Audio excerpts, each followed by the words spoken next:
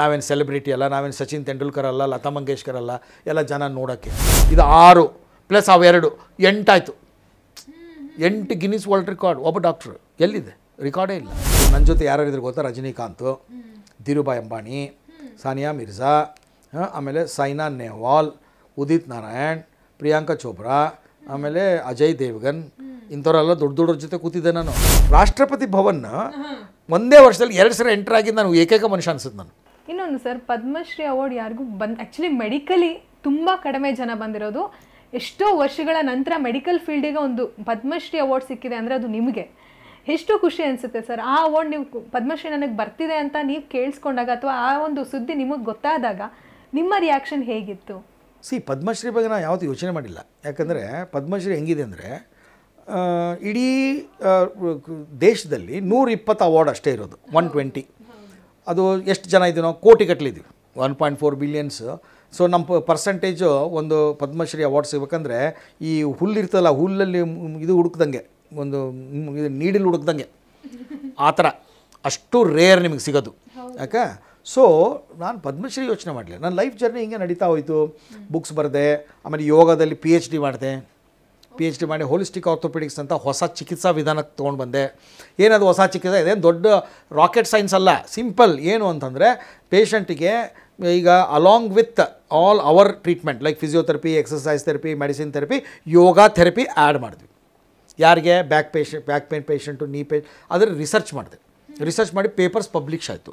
American Academy of Orthopaedic Surgeons who are the boss, ಅವರೇ ಅಮೇರಿಕಾದವರೇ boss ಎಲ್ಲದಕ್ಕೂ. ಅವರು ನಂದು ಪೇಪರ್ಸ್ ತೊಗೊಂಡು ಟ್ರೀಟ್ಮೆಂಟ್ ಗೈಡ್ಲೈನ್ಸ್ ಕ್ರಿಯೇಟ್ ಮಾಡಿದರು.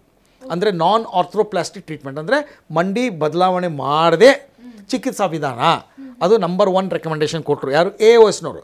ಸೊ ಆ ರಿಸರ್ಚ್ ಅಲ್ಲಾಗೋಯ್ತು. 3 ಬೆಸ್ಟ್ ರಿಸರ್ಚ್ ಅವಾರ್ಡ್ ಬಂತು ನನಗೆ ಎಸ್ ವ್ಯಾಸದಲ್ಲಿ, ಜಿಗಣಿಯಲ್ಲಿ. ಒಂದು ಆರ್ಥ್ರೈಟಿಸ್ ಮೇಲೆ, ಒಂದು ಫ್ರ್ಯಾಕ್ಚರ್ ಮೇಲೆ ಯಾರೂ ಯೋಗ ಟ್ರೈ ಮಾಡೇ ಇರಲಿಲ್ಲ. ನಾ ಟ್ರೈ ಮಾಡಿದೆ. ಏನು ಮಾಡಿದೆ? ಯೋಗ ಥೆರಪಿ, ಪ್ರಾಣಿಕ್ ಎನರ್ಜೈಸೇಷನ್ ಟೆಕ್ನಿಕ್ ಅಂತ ಒಂದು ಟೆಕ್ನಿಕ್ ಇದೆ, ಪ್ರಾಣ ಟೆಕ್ನಿಕ್. ಆ ಪ್ರಾಣ ಟೆಕ್ನಿಕ್ನ ಪೇಷಂಟಿಗೆ ಪ್ಲಾಸ್ಟರ್ ಹಾಕ್ಬಿಟ್ಟು ಒಂದು CD ಕೊಟ್ಬಿಟ್ಟು ಅವ್ರು ಕೇಳಿಸ್ಕೊಳ್ಳೋದು ಆ ಪ್ರಾಣ ಟೆಕ್ನಿಕ್ನ. ಅದು ಮಾಡಿದಾಗ ಏನಾಗ್ತಿತ್ತು? ಅವ್ರ ಫ್ರ್ಯಾಕ್ಚರ್ ಬೇಗ ಯುನೈಟ್ ಆಗ್ತಿತ್ತು.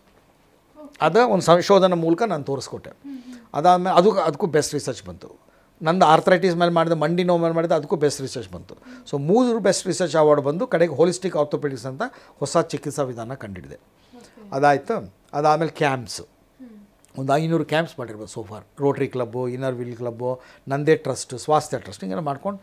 ಆಮೇಲೆ ಬುಕ್ಸ್ ನಿಮ್ಗೆ ಹೇಳಿದೆ. ಸೊ ಬುಕ್ಸು, ರಿಸರ್ಚು, ಆಯಿತಾ.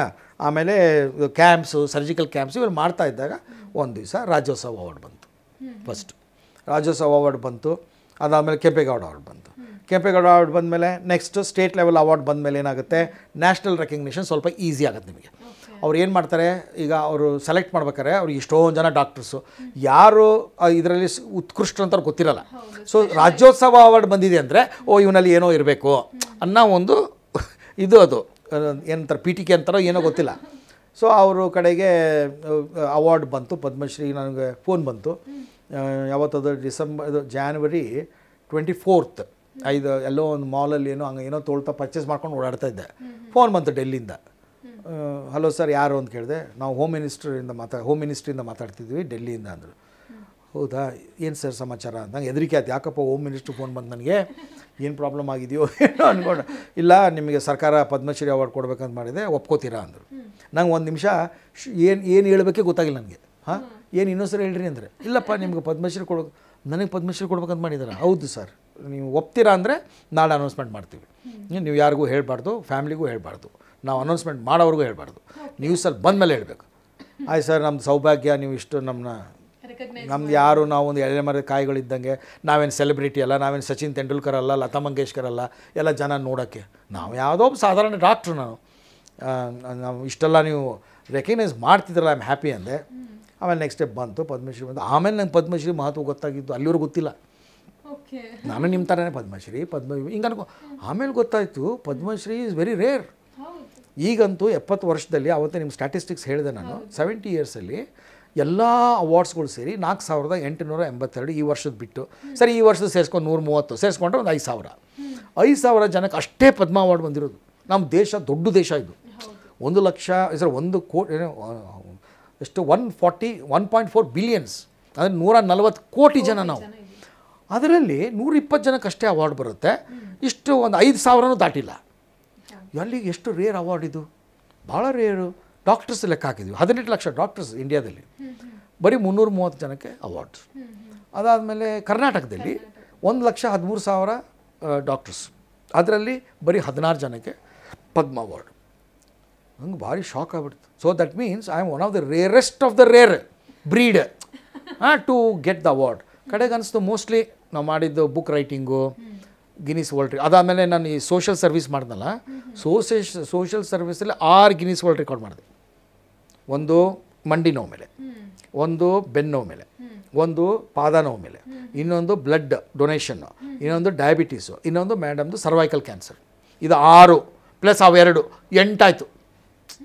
8 ಗಿನ್ನಿಸ್ ವರ್ಲ್ಡ್ ರೆಕಾರ್ಡ್. ಒಬ್ಬ ಡಾಕ್ಟ್ರು ಎಲ್ಲಿದೆ, ರೆಕಾರ್ಡೇ ಇಲ್ಲ, ಕೊಟ್ಟರು. ಅದು ಒಂದು ರೆಕಾರ್ಡ್. ಆಮೇಲೆ ಅವಾರ್ಡ್ ಬಂತು, ಹೋದೆ ಡೆಲ್ಲಿಗೆ ಹೋದೆ. ಡೆಲ್ಲಿಗೆ ಹೋಗಿ ಪ್ರಣಬ್ ಮುಖರ್ಜಿ ಇದ್ರು. ನನ್ನ ಜೊತೆ ಯಾರ್ಯಾರಿದ್ರು ಗೊತ್ತಾ, ರಜನಿಕಾಂತ್, ಧೀರುಭಾಯ್ ಅಂಬಾನಿ, ಸಾನಿಯಾ ಮಿರ್ಜಾ, ಆಮೇಲೆ ಸೈನಾ ನೆಹ್ವಾಲ್, ಉದಿತ್ ನಾರಾಯಣ್, ಪ್ರಿಯಾಂಕಾ ಚೋಪ್ರಾ, ಆಮೇಲೆ ಅಜಯ್ ದೇವ್ಗನ್, ಇಂಥವರೆಲ್ಲ ದೊಡ್ಡ ದೊಡ್ಡವ್ರ ಜೊತೆ ಕೂತಿದ್ದೆ ನಾನು. ನಂಗೆ ನಂಬಕ್ಕೆ ಆಗ್ತಿಲ್ಲ ಇಲ್ಲಿ ಕೂತಿದ್ದೀನಲ್ಲ ಇವ್ರ ಜೊತೆ ನಾನು ಅಂತ, ಆಯಿತಾ. ಆಮೇಲೆ ಎಲ್ಲ ಪ್ರಣಬ್ ಮುಖರ್ಜಿಯವರೆಲ್ಲ ನಮಸ್ಕಾರ ಮಾಡಿದ್ರು, ನಾನು ನಮಸ್ಕಾರ ಮೆಡಲೆಲ್ಲ ಕೊಟ್ಟರು, ಬಂದೆ ವಾಪಸ್ಸು. ಆಮೇಲೆ ಬಂದಮೇಲೆ ಆವಾಗ ಸ್ವಲ್ಪ ಮೀಡಿಯಾದಲ್ಲಿ ನನ್ನ ಬಗ್ಗೆ ಎಲ್ಲ ಬರೋಕ್ಕೆ ಶುರು ಆಯಿತು.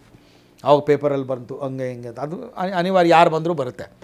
ಅದಾಗಿ 2 ತಿಂಗಳಿಗೆ ನನಗೆ ಈ ದೇಶದಲ್ಲಿ ಅತ್ಯುನ್ನತ ಅವಾರ್ಡ್ ಆದ doctor B C Roy national, ಇಲ್ಲಿದೆ ನೋಡಿ, doctor B C Roy national award ಅಂದರೆ ಮೆಡಿಕಲ್ ಫೀಲ್ಡಲ್ಲಿ ಇಂಡಿಯಾದಲ್ಲಿ that is the highest award.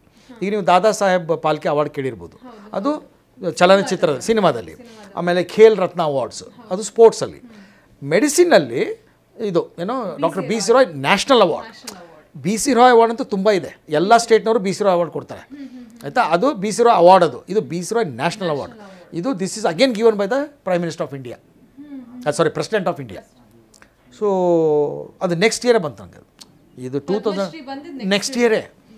ಆಮೇಲೆ ಮತ್ತೆ ಆವತ್ತು 1 ವರ್ಷ, ಎಕ್ಸಾಕ್ಟ್ಲಿ 1 ವರ್ಷ ಬಿಟ್ಟು 1 ತಿಂಗಳು ಮುಂಚೆ ಮಾರ್ಚ್ ಈ ಪದ್ಮಶ್ರೀ ಇಸ್ಕೊಳಕ್ಕೆ ಹೋಗಿದ್ದು 2016 ಏಪ್ರಿಲ್. ಇದು ಇಸ್ಕೊಳಕ್ಕೆ ಹೋಗಿದ್ದು ಮಾರ್ಚ್ 28 ಮತ್ತೆ ಪ್ರಧಾನಿ ಇವ್ರ ಮುಂದೆ ನಿಂತಿದ್ದಾನೆ, ಪ್ರೆಸಿಡೆಂಟ್ ಆಫ್ ಇಂಡಿಯಾ ಮುಂದೆ. ಅವ್ರಿಗೆ ನಾನು ರಾಷ್ಟ್ರಪತಿ ಭವನ್ನ ಒಂದೇ ವರ್ಷದಲ್ಲಿ 2 ಸಲ ಎಂಟರ್ ಆಗಿದ್ದು ನಾನು ಏಕೈಕ ಮನುಷ್ಯ ಅನ್ಸುತ್ತೆ. ನನಗೆ ಆಶ್ಚರ್ಯ ಆಗ್ಬಿಟ್ಟಿದೆ. I was not able believe. ಅರೆ 1 ವರ್ಷದ ಹಿಂದೆ ಬಂದೆ, ಮತ್ತೆ ಇವಾಗ ಬಂದಿದ್ದೀನಿ. ಆಮೇಲೆ ಅವ್ರು ನೋಡಿದ್ರು, ನನ್ನ ಪ್ರಧಾನಮಂತ್ರಿ ನೋಡಿದ್ರು, ನಾನು ಮತ್ತೆ ಅವ್ರು ನೆನಪು ಮಾಡಿದೆ, ಸರ್ 1 ವರ್ಷದಿಂದ ನೀವು ನಂಗೆ ಪದ್ಮಶ್ರೀ ಕೊಟ್ಟಿದ್ರಿ ಸರ್. ಹೌದಾ, ಕಾಂಗ್ರ್ಯಾಚುಲೇಷನ್ಸ್ ಅಪ್ಪ, ಮತ್ತೆ ಬಂದಿದೆಯಲ್ಲ ಅಂದರು. ಏನೋ ಸರ್ ನ್ಯಾಷನಲ್ ಅವಾರ್ಡ್. ಆ national award more difficult than Padma Shri award. ಯಾಕಂದರೆ ಕೇವಲ ಇಡೀ ಇಂಡಿಯಾದಲ್ಲಿ ಬರೀ 91 ಅವಾರ್ಡ್ಸ್ ಅಷ್ಟೇ ಇರೋದು. 91 B C Roy award is among all 18 lakh doctors.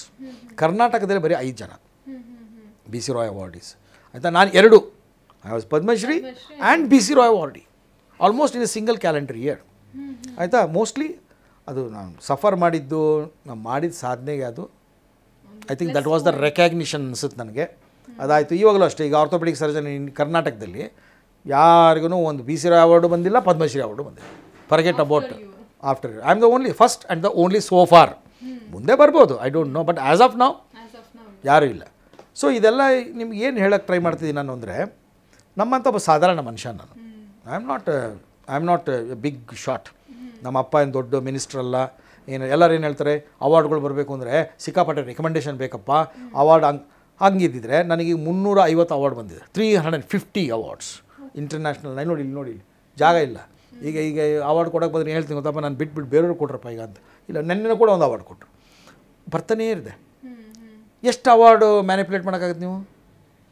ನಾನು ಏನು ಮ್ಯಾನಿಪ್ಯುಲೇಟ್ ಮಾಡೋಕ್ಕೆ ಸದ್ಯ? ನನಗೆ ಏನು ಶಕ್ತಿ ಇದೆ?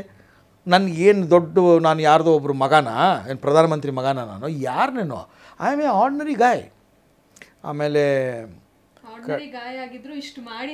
ಅಂದರೆ ಅದು ಅಲ್ಲ, ಅದು ಇನ್ನೊಬ್ಬರಿಗೆ ಒಂದು ನನ್ನಿಂದ ಒಂದು ಮೆಸೇಜ್ ಏನು ಅಂದರೆ, ನೀವು ಅದೆಲ್ಲ ಯೋಚನೆ ಮಾಡಿಬಿಡಿ. ಏನಂತೇಳಿ, ನನಗೆ ಅವರಿಲ್ಲ ಇವರಿಲ್ಲ, ನಾನು ದೊಡ್ಡ ಮನೆಗೆ ಹುಟ್ಟಿಲ್ಲ, ಅದೆಲ್ಲ ಇಲ್ಲ. ನಿಮ್ಮ ಕೆಲಸ ನೀವು ಮಾಡಿ, ಏನು ಬೇಕಾದಿರಿ ನೀವು, ಇಟ್ ಡಸಂಟ್ ಮ್ಯಾಟರ್.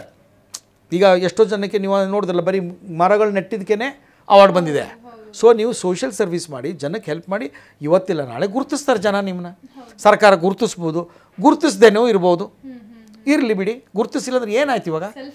ಅಲ್ಲ, ಈಗ ನಾವು ಸ್ಟೂಡೆಂಟ್ಸ್ಗೆ ನನ್ನ ಲೈಫ್ ಚೇಂಜ್ ಮಾಡಿದೆ, ಸ್ಟೂಡೆಂಟ್ಸ್ ವೇರ್ ಹ್ಯಾಪಿ.